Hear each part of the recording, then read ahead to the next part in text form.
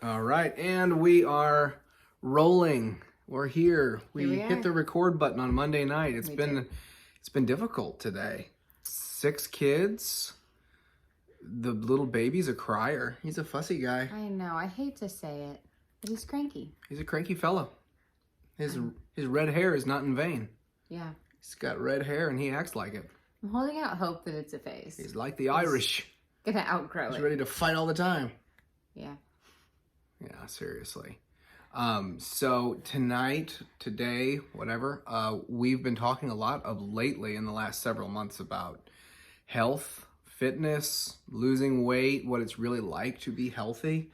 And we came across some interesting podcasts and one book in particular, by Casey and Callie Means called Good Energy. We came across a podcast that she did with her brother, with Tucker Carlson first and then with Joe Rogan. I mean, pretty much the whole country most people that would probably hear this probably have heard of them, I would think by now.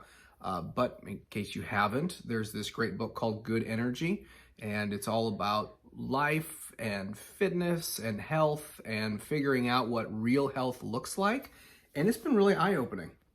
Yeah, and she's in the medical field, so she goes into like some deep science about your cells and what's going on, but on another level, just also about food and what's in the food that we consume and that's available. And yeah, it's interesting. Yeah. It's very interesting. Like, I think we both have been health conscious for a number of years and I think have some general understanding about what's healthy and what's not, but this is like, it was learning. We were learning a lot. Yeah. We've been learning a lot about, just because something doesn't have sugar or has a lot of protein doesn't still necessarily mean that it's good. No. Looking at all the ingredients in things. Yeah. Well, backing up, a year and a half ago or so, we did a cut where we lost some weight. And it was cool to learn about macros. So your proteins, your carbs, and your fats, and how that all works together, and what exactly you're intaking. So we downloaded MyFitnessPal app, which really helped us understand what we're putting into our bodies as far as a caloric perspective is concerned. How many calories are we consuming daily? And for our height and body weight, how much do we need to consume daily then to lose weight in a matter of a given weeks? Things of that nature. And so we learned a lot from that initial cut, which was how to lose weight and how to lose fat and how to lose it in a timely manner. And it worked and it was great. But this time around, through the podcast, through the book, we're really learning, well, what is in foods? What is, even if something seems to be low in calories, is it still healthy for you? So chickens, meats, things of that nature, there's a lot of things that are actually not healthy for us. Like oils. What? The oils that's in everything. I mean, if you go out to eat and if you eat a steak at Longhorn, which we like, there's sunflower oil in those steaks, and it's not good for you at all. You have to have an understanding of just the oils that are put in things.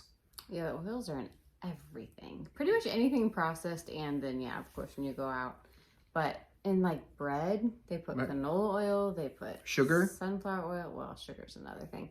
Sugar's in way more stuff than it needs to be in, but the oils alone are in pretty much every chip. It's like actually an interesting experiment to try to find a chip that doesn't have the bad oils. The good oils are olive oil, avocado oil. Is there another good one? Coconut oil. Yeah, and the extra virgin oil. Yeah, that's olive extra oil. Virgin, which is olive oil, right? But yeah, the sunflower oil, all those other oils. And why are they bad? Do you remember? They can. Inflammatory. They're inflammatory. Yeah, that was one of the big things. Yeah. And like canola oil, wasn't it like industrial? It was used for like machinery and lubrication of parts, things of that nature. And then they had an excessive amount of it, and they're like, well, let's just give it to the population and feed it to them. So we've been doing it for decades now. Yeah, let's just sell it off and have somebody use it and people consume it. It's not even food. Yeah. It's not even food, and our bodies are intaking it all the time. What were some of the other weird, crazy things that we discovered was like, oh my gosh, I can't believe that's bad for us? Candles is one thing that's actually not good. So there's stuff you consume, but then there's all these external things like soaps, detergents, toothpaste. We make our own toothpaste now out of baking soda, peroxide, hydrogen peroxide, peppermint oil, glycerin. Yeah, glycerin and a little bit of stevia extract. Yeah. And it's good. Yeah. And it actually whitens the teeth, I think, even better than like Crest. Yeah. I mean, it's not as convenient, but it works. Yeah. Yeah, the taste is fine. Yeah, another one that's been interesting is the whole natural flavors thing. Oh, yes. A lot of things like their ingredient list looks good until you get to natural flavors, which we've come to learn means like any one of 300 chemicals that are not natural. Like you can put anything in that. Same thing with fragrance, natural fragrance. That can mean lots of things. Yeah. And really specifically like with the candles and soaps and those things that are fragrant, they can be hormone disruptors. Right. What else about that? And why do you not want that? What does that do? They mess with your microbiome. They mess with I think they mess with tissues as well with your body. Yeah, there's just a whole host of reasons that it's bad for you. And to actually be diligent about what we're putting in our bodies is very important. And I think, so we've been on this, I'm going to say it's not a kick because it's been a life change really, for about close to 80 days or so now, because we've been tracking and we've been changing things over. We've changed laundry detergent over to a more natural type of laundry detergent. Our dishwasher pods are now different than what we were using before because of the ingredients in those. And it's interesting things that I've noticed just in the last bit. So like I would have itchiness and what I thought were seasonal allergies of some kind, redness of skin on my arms or various places and things. And it's like, that's dissipated almost entirely. And I would just about entirely, it's gone. And so I don't know what exactly changed it. Is it the diet or is it the external factors of our soaps or detergent, laundry detergent, things of that nature? Is that why it's changed? I'm not exactly certain. Yeah. But there's definitely a huge difference in even externally, just the body. Mm-hmm. That has really helped a lot. Yeah, I think another interesting thing that we've talked about a lot is there are certain foods like that we have known aren't good, like ice cream. It's like not healthy, which it should be because it's so good. Ice cream, yeah. But the more that you one, you replace things. That's what we've learned. Like instead of eating this with something else that's cold, that's kind of sweet, that we can eat that will feel like we're eating ice cream, but not be ice cream. That's been helpful. We've made like some smoothies with cocoa powder and some protein powder and ice and vanilla extract and stuff. But really your taste buds begin to change. I think that's the really cool thing, that once if you just switch over and you're eating maybe things that aren't as tasty initially, you acquire a taste for them and then you kind of forget what the other stuff tasted like. There is such a connection between like sugar and then in your body, dopamine. It's a reward. It hits that dopamine level, makes it go up, and then you crave it more. Yeah. Oh, the thing about high fructose corn syrup. Oh, yeah. This is also in everything. High fructose syrup was originally found in what bears eat, and they would use it to store fat during the winter. It's in fruit. It's in fruit. But bears would consume like a large But the high fructose syrup that's actually in foods, though, is different than what's in fruit. It's not the same thing. Right. The stuff that's in the food is just bad. It makes your body never satiated. It makes you feel like you're always still hungry. Yeah. And it makes you want to keep eating, even when you've had enough. Yeah, so you keep eating. That kind of goes into like all the things that, I guess there's two levels. Like we can control what we buy and what we put into our body.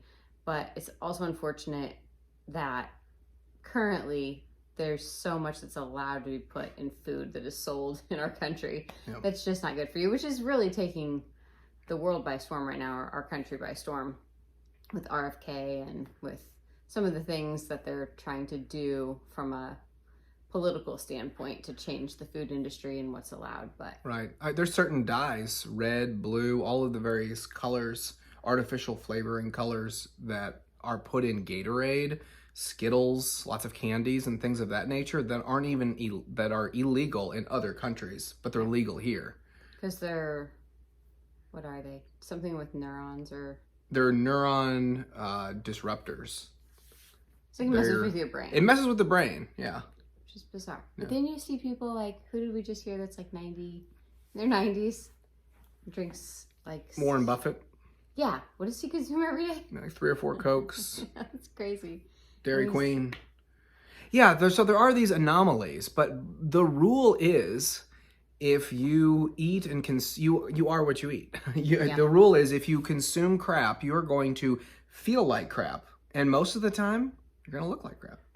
And I mean, it's difficult to maintain a good image or good health for that matter and constantly be intaking things that are making your body say no and being disruptive to your cells. On a cellular level, you're breaking your body down much faster than what it should, and you're basically constantly in a state of injuring your cells. Sure. According to Casey and Callie means. And whole foods like nourish your body. They can, your cells can heal. Your cells can give you energy and do good things for your body. Right. Sleep was another big thing. Oh, yeah. Tracking sleep, getting enough sleep, 7 to 8 hours is ideal. Like, you need that. Unless you have a newborn. Unless you have a newborn like we do. Well, I'm getting close to 7 hours. Yeah. Yeah. It's like all the things that when you're a kid, your parents are like, eat your vegetables and eat your dinner and make sure you're eating enough of that and get sleep. Then as an adult, like, you should be doing those things. The food pyramid was a ripoff in the 90s growing up. The food pyramid was really, really wrong. Like, they wanted us about that too. They wanted us to eat breads and pastas and all kinds of stuff. It's like, refined grains. Not good. Yeah, because we've heard about too the refined grains. Like, they strip the wheat that has like all of the parts of it that you need. I'm going to sound really unintelligent describing this, but essentially whole wheat has what will break it down, what will help your body process it all within itself. And when you separate it, it will be more shelf stable. Yeah. But so then they strip it down so that it'll be good for a long, long time, and not mold or rot. But then they add nutrients back in, but they're not whole and they're not complete, and they don't work together with that remaining wheat the way that the whole grain would have. So even when you buy like enriched flour or enriched bread, it's not really enriched. They've really stripped it and artificially kind of re-enriched it, which is not the same. Yeah. It's like, basically, don't mess with what God made. Right. Yeah. If we keep it, pretty much most things, if we keep it as natural as possible, it's just a lot healthier in most instances.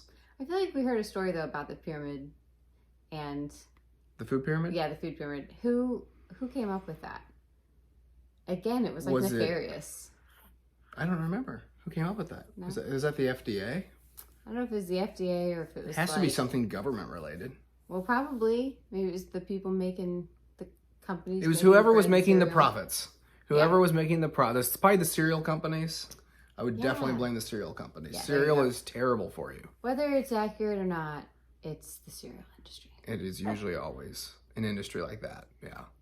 Yeah, hopefully. It seems that there's been kind of an awakening on multiple fronts that we've seen in our country lately.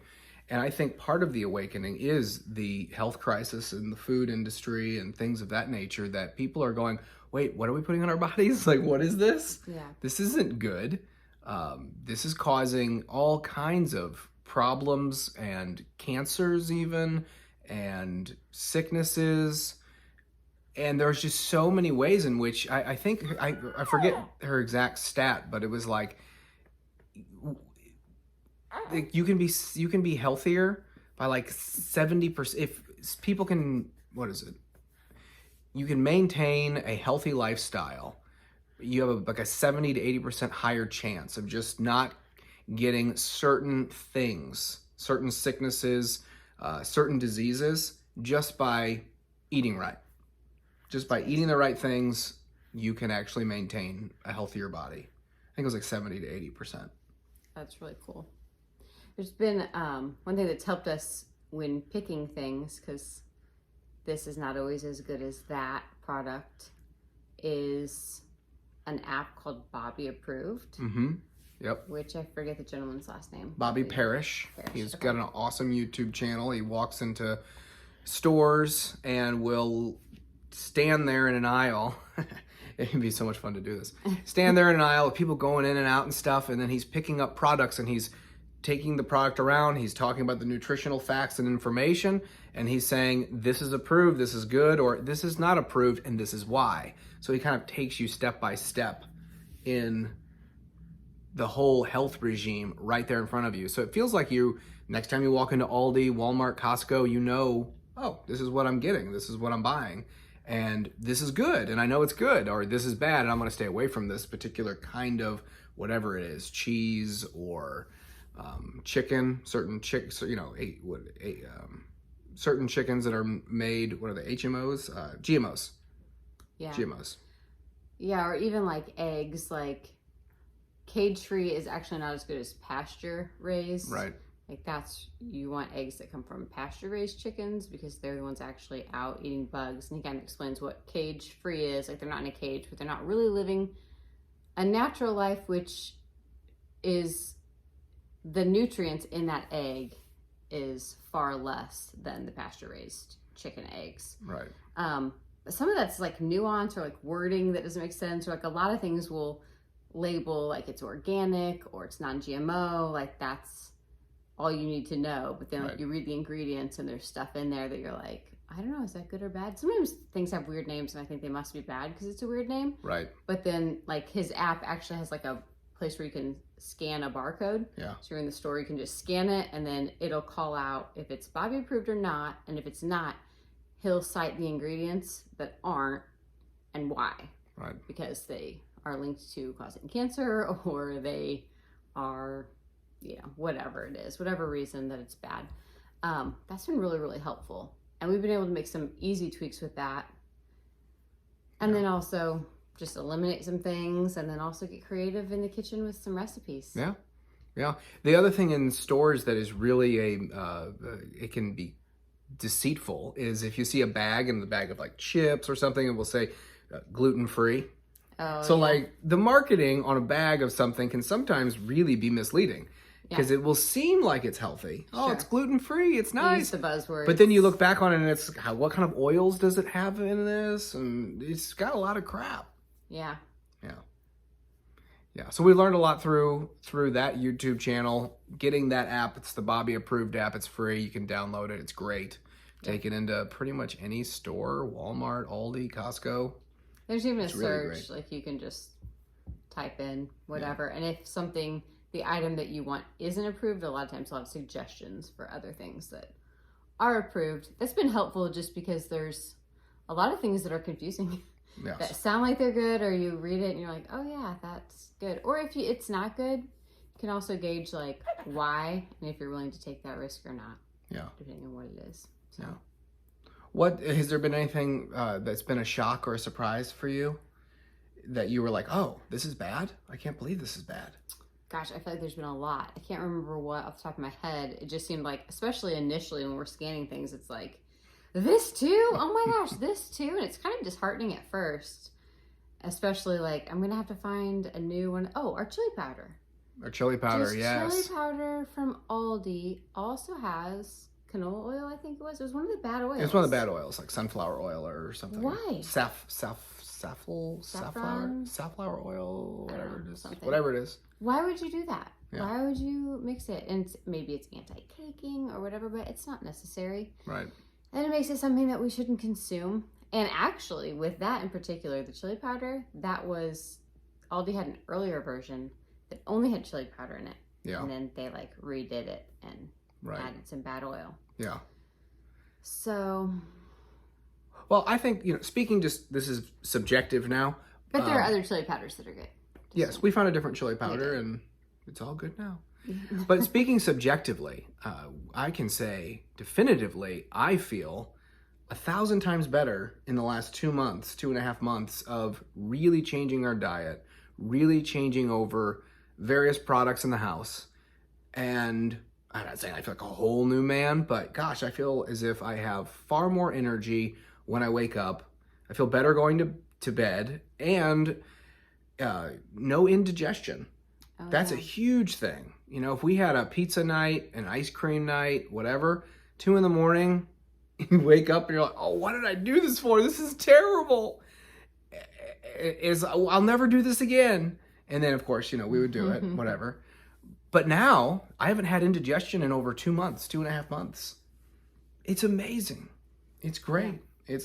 I never want to go back to that. Do you think that it's enough of a driver to just, I felt bad, I feel better like this? Or do you think you can take it too far? Like, I'm not going to touch anything that's outside of this realm, and then feel like... Yeah, I think you can take anything too far. I think at some point, again in life, I'll touch real ice cream.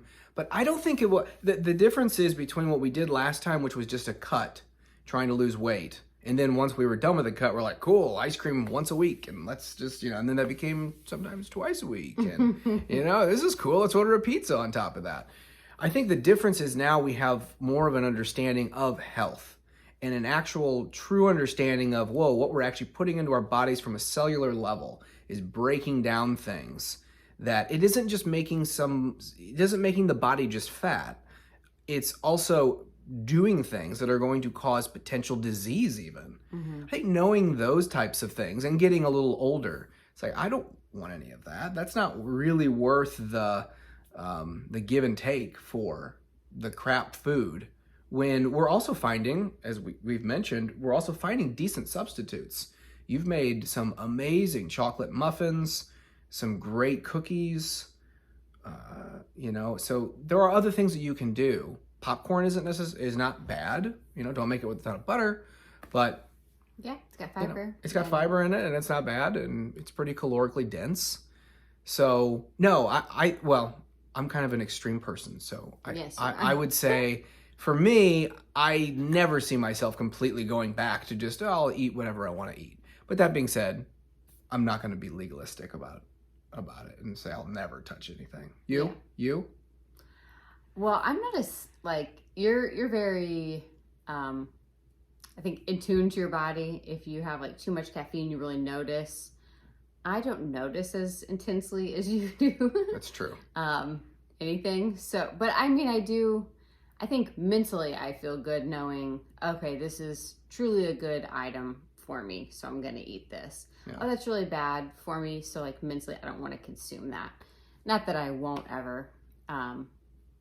So there's definitely that. And even to how we bring our children along, when they're learning with us, things are bad, then they're not wanting those things. Of course, they cave into things that are bad. They do, easier, but now they've pretty much they'll hang out with the grandparents and they'll be like, "That's not Bobby approved." So the grandparents are like, "Okay, whatever. We still want to give you candy." Yeah, and they still want to eat candy, so it's not right. And we're not prohibiting absolutely every exercise thereof with candy and on all that. No, of course not. But there is a measure of, hey, whoa, this isn't just about, not gaining some weight or something. This stuff is really bad. There's neurotoxicity in certain candies that are not good for you. And trick-or-treating is a lot of fun, but I don't know anymore. Well, it can even lead to anger and behavioral issues have been linked to those types of things. And it's not just because kids are bouncing off the walls because they have too much sugar in their system. It's doing something to the brain that's literally not good for you. You could drive yourself crazy with it though too. So I think there's that. But I think also when you're viewing it like, what are we doing this for? So that we can be healthy, so that we can raise our children, so that we can be grandparents that can do jumping jacks and push-ups and throw a football and things that, you know, are really, really active. That's very cool. Yeah. It's the long-term thinking. Right. Absolutely. Yeah, and to be healthy at a young age and then to be healthy eventually old is extremely important. Yeah. Yeah. Do you want ice cream right now? No. No, are you kidding? If I ate ice cream right now, it would blow up. I'd be like, what is that? My system would just be on overload. It wouldn't know what to do. Yeah. Do you want ice cream right now? I mean, I always kind of want ice cream, but when I don't think about it, then no, I'm fine. Okay. All right. Well, thank you very much. Don't eat ice cream.